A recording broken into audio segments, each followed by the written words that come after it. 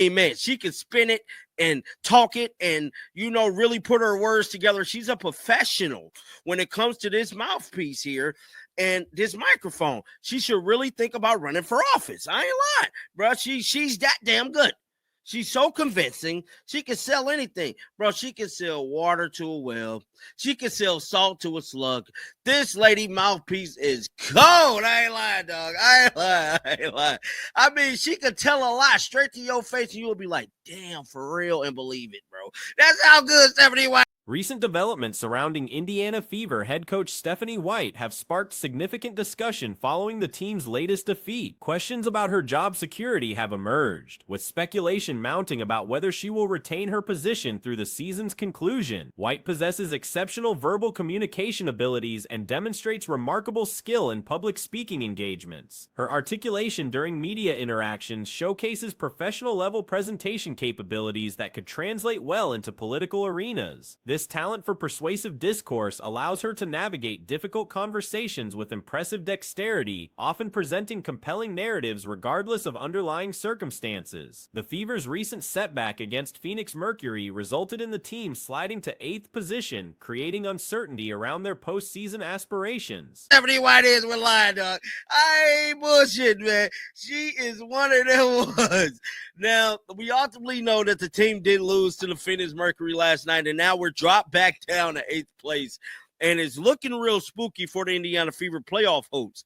And something else you've been lying about is Caitlin Clark. It's looking spooky for her coming back, man. I really wanted to go to a game this year, and I don't think I'm going to Indy Friday, bro. Like, Stephanie White killed that for me.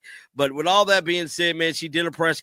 The defeat has also raised concerns about star player Caitlin Clark's potential return to action, adding another layer of complexity to an already challenging situation. During the post-game media session, White addressed various aspects of the team's performance. When questioned about defensive lapses that allowed opponents to capitalize on scoring opportunities, particularly during a crucial second-quarter surge before halftime, she acknowledged that ball security issues significantly damaged their chances. Multiple consecutive turnovers leading directly to three-point conversions proved costly. White emphasized that defensive excellence must span the entire 40-minute contest, requiring all 5 players to maintain focus simultaneously. Against elite competition, near-perfect execution becomes essential, though the team managed to create late-game opportunities despite their struggles. But with all that being said, man, she did a press conference, and we finna react to the entire damn thing here, man. Let's head on over to YouTube and check it out, because I am telling you, bro, I did not expect this, bro. I really, I mean, bro, there's never a dull moment in the Indiana Fever saga, bro. Like, with the drama, bro. I just gotta keep it real, bro. I mean, she really a piece of work.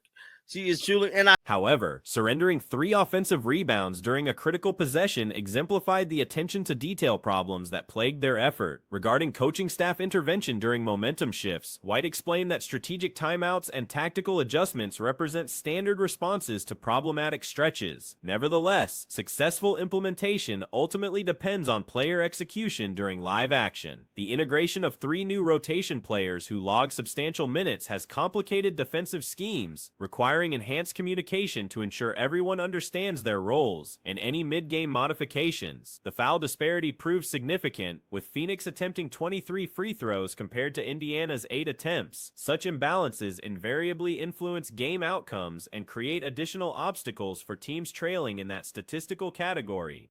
She really a piece of work. She is truly, and I damn near don't want to look at this one from the team because they like to edit it out. Let me see real quick. Let me see something, because if you guys don't know this, right? So if you try to look at the Indiana Fever press conference from the team, from the actual their account with 180,000 subs, they'll be editing it out, bro. They don't show you everything. Might look like, man, she'd just the goddess of gods, bro. I ain't lying. They be editing stuff out. It be looking okay. White stressed the importance of maintaining singular focus on immediate opponents rather than scoreboard watching or playoff positioning. The organization retains control over its destiny, making it crucial to maximize each upcoming opportunity rather than becoming distracted by future scenarios or broader implications. The brief nature of White's media availability highlighted ongoing concerns about her leadership approach. Critics point to her apparent reluctance to accept personal accountability for strategic shortcomings that have persisted throughout the current campaign. Coaching inconsistencies have become a recurring theme, with observers noting tactical decision-making issues spanning multiple areas. A peculiar pattern has emerged in Fever performances, creating an almost split personality effect during contests. But with all that being said, man, here it is right here. We finna react to it. I have not seen this thing in its entirety, but I heard about it. Lexi and Kelsey talked about, the little lapses that great teams can capitalize on when you guys have them. Just how did that affect you today, especially in that second quarter run near halftime? Yeah, turnovers certainly hurt us. I think there were like three turnovers in a row that led to threes. Turnovers hurt us, and our lack of attention to detail defensively. I thought our defense in the second half. The opening two quarters typically showcase competitive basketball, with the team maintaining competitiveness against quality opponents roughly 80% of the time. However, dramatic third quarter collapses have become alarmingly frequent, transforming promising positions into deficit situations through inexplicable strategic shifts and execution breakdowns. This recurring third-quarter phenomenon raises questions about halftime adjustments and mid-game coaching adaptations. The stark contrast between early-game competence and post-intermission struggles suggests systematic issues that extend beyond player performance alone. Further examination of White's coaching background reveals concerning gaps in her professional resume that warrant deeper scrutiny. The Connecticut program she previously guided was largely inherited rather than built through her own recruitment and development efforts. The lack of attention to detail defensively. I thought our defense in the second half was outstanding. But it's got to be for 40 minutes, and it's got to be all five. It can't just be two or three and then another two or three that aren't. It's got to be all five. We got to be connected on both ends of the floor. And when you're trying to beat really great teams, you got to play. You don't have to play perfect, but you got to play pretty damn close. And we were still in position at the end to give ourselves an opportunity in that possession where Kelsey. Her tenure with Vanderbilt produced disappointing results that ultimately led to her dismissal, highlighting inconsistencies in her coaching track record. Thorough evaluation of coaching candidates should encompass comprehensive career analysis rather than focusing solely on recent achievements or superficial accomplishments. Understanding how teams were assembled, whether through inheritance or independent construction, provides crucial context for assessing a coach's true impact and capabilities. The current situation presents significant challenges for the Fever organization as they navigate both immediate competitive concerns and longer-term strategic planning. White's communication skills, while impressive in media settings, have not translated into consistent on-court success or demonstrated ability to maximize roster potential. As the season progresses, mounting pressure and scrutiny will likely intensify around the coaching position. To give ourselves an opportunity in that possession where Kelsey hit a three, we gave up 3 offensive rebounds. Again, like that can't happen. Yeah, is there a way that you kind of, as the coaching staff, can stop those lapses, or is it kind of player-led when it's happening on the court? I think you try to call timeouts to stop momentum. You try to call some things that can get us some good looks, try to address the problems in live action. But ultimately it's got to be executed on the floor.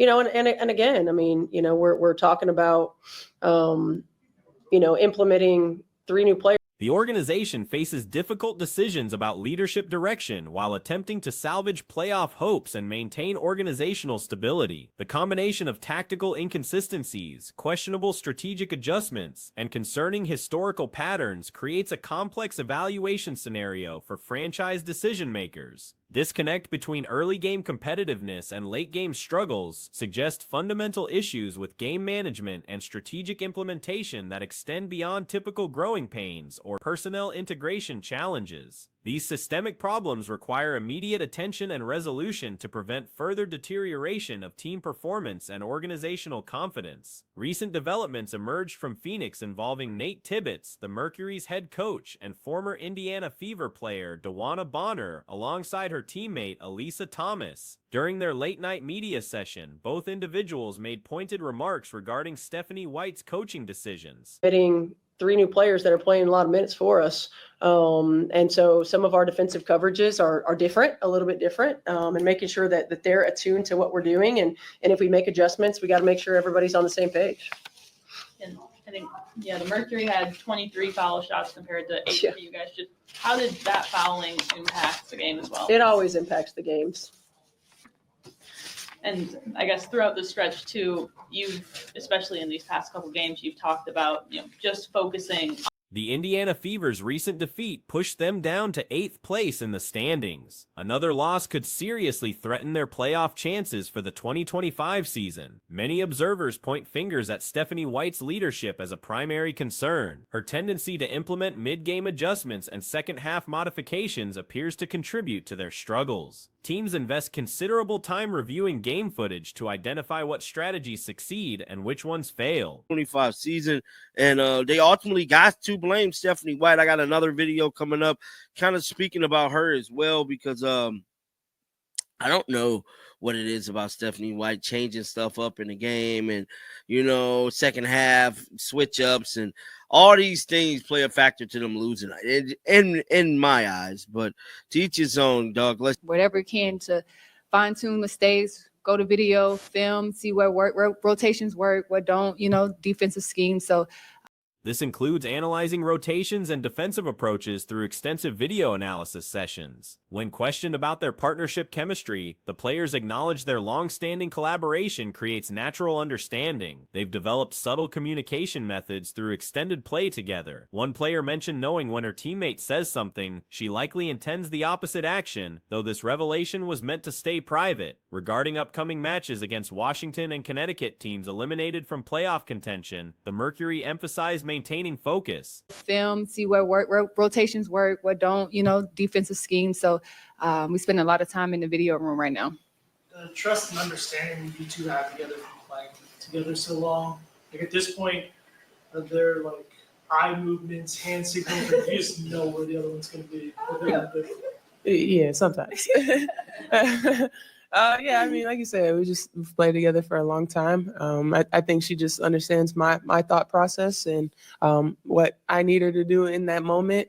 I know if there's something she's saying that. These opponents become particularly dangerous when playing without pressure. Strong teams maintain consistency regardless of their opponent's playoff status. The approach remains identical whether facing teams fighting for position or those already eliminated. The discussion took an interesting turn when addressing defensive strategies against Indiana. When asked about limiting the Fever's free throw opportunities to just 8 attempts, responses suggested extensive knowledge of their offensive schemes. I know if there's something she's saying that it probably means she's doing the opposite of that. So, yeah, just Tell my secret.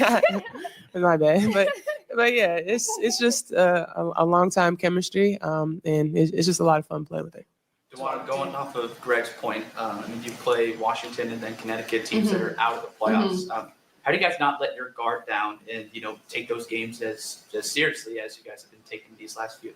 We know those are the most dangerous teams when teams are just. The implication became clear, as having inside information about the opponent's playbook provides significant advantages. This knowledge allows for strategic preparation targeting specific tendencies. Commentary arose regarding officiating patterns, with observations about referees' treatment of Indiana throughout the league. Despite claims about favorable calls, statistical evidence suggests the Fever actually ranks among the lowest in free throw attempts league-wide. Defensive priorities focus on limiting second-chance opportunities while contesting shots without committing fouls. Teams are just playing just to play, so we use those games to, like I said, prepare, and great teams don't change anything, whether they're playing the team that's trying to fight for playoff position or a team that's already out. So if we're going to be about it, we got to be about it, and we got to go in locked in and focus. Now, this is the part right here that people was insinuating that she's taking huge shots at not only just the Indiana Fever organization, but head coach Stephanie White switching up. And I don't know, man. Let's finish listening. One player discussed maintaining consistent double-digit scoring since joining the team, though emphasizing that scoring isn't the primary mindset. The focus centers on providing energy and being prepared when called upon. The team maintained their successful approach before this player's arrival, so integration involved fitting into existing systems while staying authentic to personal playing style. Leadership encouraged maintaining individual identity without changing fundamental characteristics. Years of experience create muscle memory for veteran players, making adaptation more natural. Switching up, and I don't know, man. Let's finish listening. It's just like we're playing the number one team. So I think we got that mentality right now, and we still, like I said, building, trying to play our best basketball and game by game. Two more. So the Mercury have limited the Indiana Fever from the free throw line, just only 8 attempts tonight. I'm just curious to know, how impressed are you with the defensive strategy on the Fever? I mean, like I said earlier, I mean, we know everything they're trying to run. So How do you guys know everything? The emphasis remains on contributing whatever helps the team succeed. Discussion of complementary play highlighted how opponents defend certain players differently. When defenders back off one player, it creates opportunities for others to find teammates in advantageous positions. Reading defensive adjustments and making appropriate passes becomes crucial for offensive success. Coach Tibbetts elaborated on defensive performance, particularly paint protection. How do you guys know everything they're trying to run? Because of her right here with her hand on her damn face. That's how y'all know everything they're trying to run, because she damn me cheated. She came in, she was a spy, and she leaked everything. She cheated. She cheated. That's how y'all know. You wouldn't know shit if it wasn't for DeWanna Bonner, bro. we just form a game plan around that. And we know they're a team that likes to get to the free throw line. And They like to get to the line with no calls. Now, everybody in the league know that the WNBA's Keeping opponents off the free throw line represents a consistent goal, successfully demonstrated against multiple teams. This strategy significantly enhances overall defensive effectiveness. The conversation shifted to injury management and roster limitations. Professional sports often underestimate how injuries impact team performance. Losing key players cannot simply be resolved by substituting reserves, as star players and consistent starters provide irreplaceable value at their performance level. referees hate the Indiana Fever. So how the hell do they get calls? Please let me know. Please. When do they go? They are probably one of the least shooting free throw teams in the whole damn league. Now you're just talking out your ass. Now you're just talking, bro. our goal is just to limit second chance opportunities and just contest without fouling. Wow, it's been consistent double-digit scoring for you since you got here. When you came, did you feel like that was still something you could do on a nightly basis? Every team faces injury challenges throughout seasons. Teams that avoid significant injuries typically advance further in playoffs. Health involves considerable luck beyond team control. Unlike professional basketball leagues with larger roster sizes allowing for strategic rest, women's basketball operates with limited roster spots. This constraint requires stars and starters to continue playing despite fatigue or minor issues. That was still something you could do on a nightly basis? I don't think scoring is like my mentality at all. Like, I just want to come in and provide energy when I can. They were already playing well before I got here, so it was just kind of, come in and I come in the game and just be ready to play and do my thing. And they told me to be myself. They always said from the moment I got here, be yourself. Don't change anything about you. So that's kind of what I've been doing. I've been doing this for a long time, so it's kind of like muscle memory now. So I'm just happy to be back here and not getting that game. I'm just locked in. While teams pursue victories, maintaining player health becomes equally important for sustained success. Defensive timing and